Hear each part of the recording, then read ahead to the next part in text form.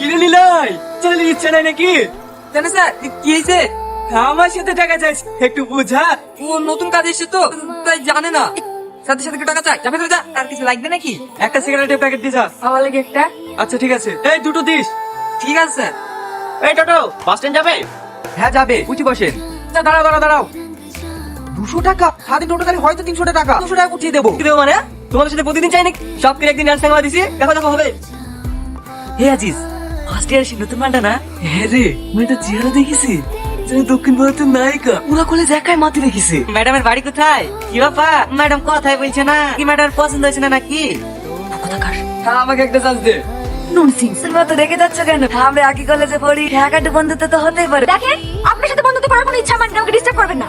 আর ইচ্ছা হয়ে যাবে তো দাও। জানেন জানোয়ার কথা কও, এর পরিণাম কিন্তু খুব খারাপ হবে। আজকালকার ছেলেগুলো মেয়ে দেখলেই জানাতে শুরু করে। তুই দোষিলে হবে।